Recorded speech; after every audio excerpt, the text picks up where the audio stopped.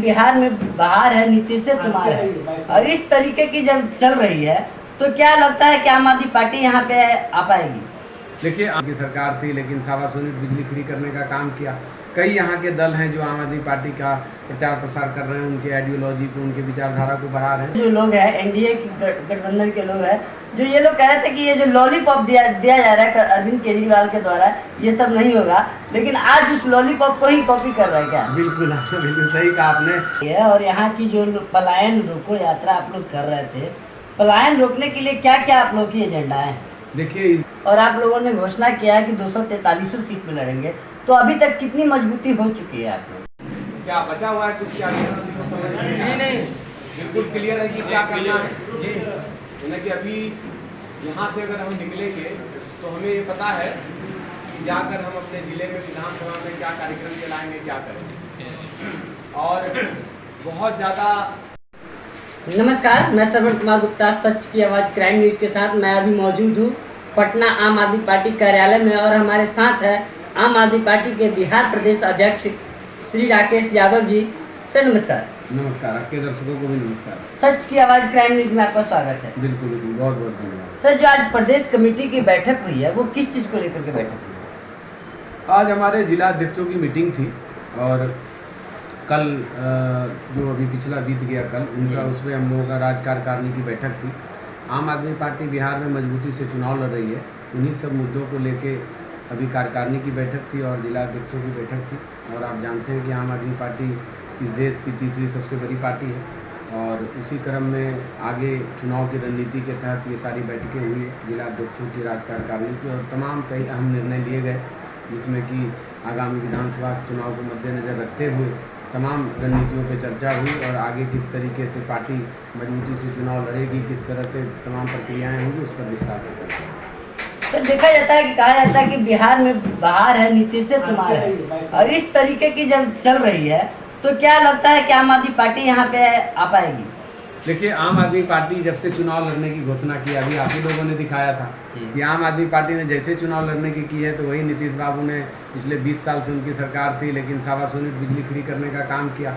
कई यहाँ के दल हैं जो आम आदमी पार्टी का प्रचार प्रसार कर रहे हैं, उनके आइडियोलॉजी को, उनके विचारधारा को बढ़ा रहे हैं। तो ये आम आदमी पार्टी की ताकत है, तो उनको आने से पहले उनका प्रचार प्रसार शुरू हो जाता है और आम आदमी पार्टी इस बार बिहार में मजबूती से चुनाव लड़ रही है और एक विकल्प के रूप में आम आदमी पार्टी बिहार में उभरी है। सर, ये भी देखा जा रहा है कि पहले जब चुनाव हुआ था तो विपक्ष के जो लोग हैं, एनडीए की गठबंधन के लोग हैं, जो ये लोग कह रहे थे कि ये जो लॉलीपॉप दिया जा रहा है अरविंद केजरीवाल के द्वारा, ये सब नहीं होगा, लेकिन आज उस लॉलीपॉप को ही कॉपी कर रहा है क्या? बिल्कुल बिल्कुल सही कहा आपने।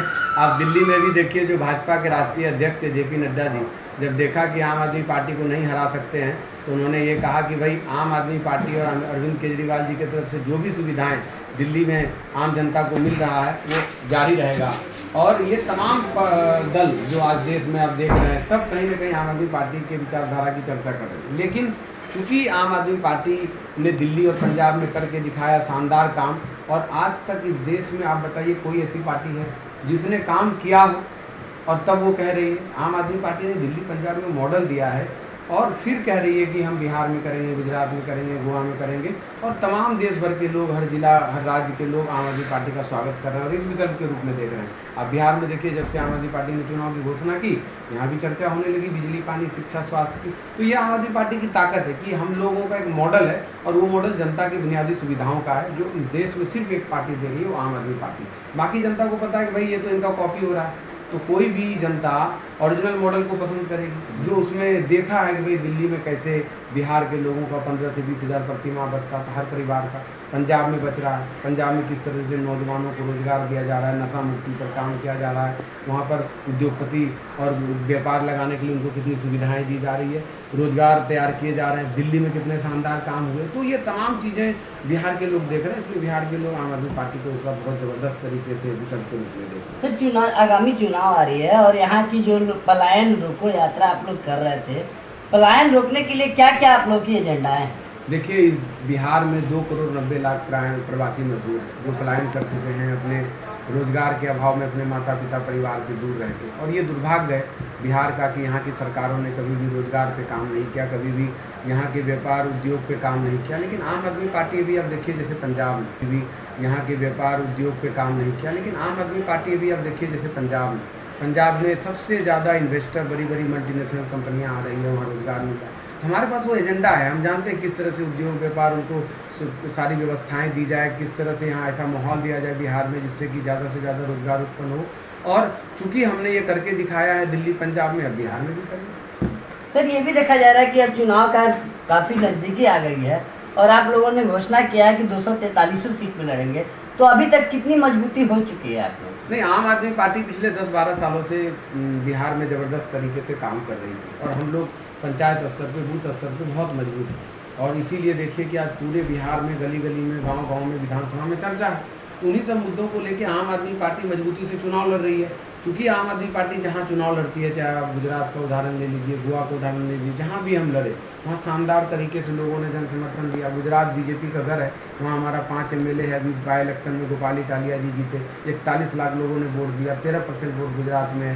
गोवा में हम राष्ट्रीय पार्टी हैं, तो बिहार में भी बहुत ज़बरदस्त तरीके से आम आदमी पार्टी चुनाव लड़ रही है। सर लेकिन देखा गया कि जो दिल्ली में 2 बार लगभग 3 बार शासन में रहे और दिल्ली की सत्ता खो गए, तो क्या लगता है कि बिहार में इसका कुछ असर होगा? नहीं, असर नहीं होगा। असर क्या होगा, आप देखिए कि अगर ऐसा होता तो बाई इलेक्शन में 5 सीटों में आम आदमी पार्टी 2 सीटों पे जीत गई, बीजेपी 1 पे जीती, कांग्रेस 1 पे जीती, 1 पे टीएमसी जीती, तो फिर भी 50% में आम आदमी पार्टी जीत गई। तो उससे कोई फर्क नहीं। दिल्ली में आप देखिए, जिस दिल्ली की आप बात कर रहे हैं, 5 महीने नहीं हुए, आज दिल्ली की जनता कह रही है कि अगर आज चुनाव हो जाए तो अरविंद केजरीवाल जी जीत जाए, क्योंकि उन्होंने कोई काम किया ही नहीं। आप जनता को गुमराह करके कब तक सत्ता में रह सकते हैं? दिल्ली में आम आदमी पार्टी, अरविंद केजरीवाल जी ने जो काम किया, जो उनके बुनियादी सुविधाएं थी, वो भी बंद हो रहा है। क्या महिलाओं को 2500 पेंशन मिला? वहाँ किसी तरीके का कोई सुविधा है? पावर कट लगने लगे, स्कूलों की फीस बढ़ गए। इन तमाम चीज़ों को लेकर दिल्ली की जनता तरफ से और देश में भी जो भरोसा आम आदमी पार्टी और अरविंद केजरीवाल के लोग करते हैं, उनको पता है कि अगर अरविंद केजरीवाल जी ने कुछ कहा है और आम आदमी पार्टी ने किसी तरह का वादा किया है, तो वो 100% होगा। और ये करके हमने दिखाया, क्योंकि हम लोग जनता की बुनियादी सुविधाओं की बात करते हैं, हम किसी जाति धर्म अगले पिछड़े की तो बात करते नहीं। इसलिए जनता को भरोसा है और हमने जहाँ भी जो कहा है वो किया है।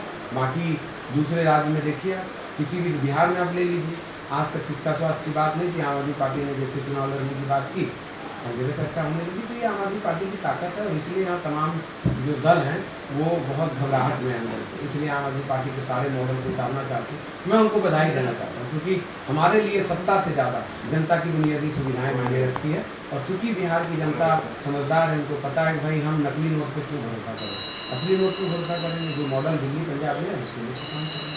सर एक ये भी देखा जा रहा है कि बिहार में एक और पार्टी नहीं आई है जिसे प्रशांत किशोर कहा जा रहा है। वो बोलते हैं कि हम 10 जो राजा बनाए हैं। क्या लगता है उनका असर यहाँ दिखने वाला है बिहार में? देखिए, प्रशांत किशोर जी बिहार की बात कर रहे हैं, उनको मुबारक हो।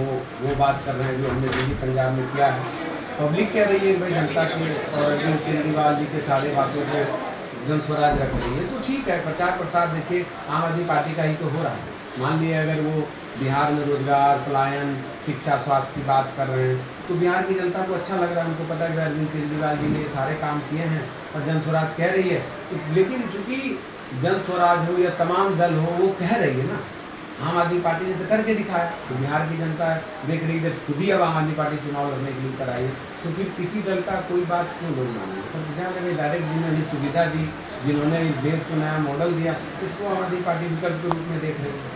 सर जो बात अभी आ रही चुनाव की, मैं जानना चाहता हूँ कि ये यहाँ जो है कितने सीटों पे आप अभी मजबूती कर चुके हैं? जो घोषणा है 243 की है, वो उसको लेकर। आम आदमी पार्टी इस देश की तीसरी बड़ी पार्टी है और इसलिए हमारा संगठन बहुत शानदार था। पंचायत स्तर पे, प्रखंड स्तर पे, बूथ स्तर पे हम 243 सीटों पे मजबूती से चुनाव लड़ रहे हैं। और आप देखिए कि जिस तरीके से आम आदमी पार्टी गुजरात में, गोवा में, पंजाब में चुनाव लड़ी, आपके रिजल्ट आपके सामने है।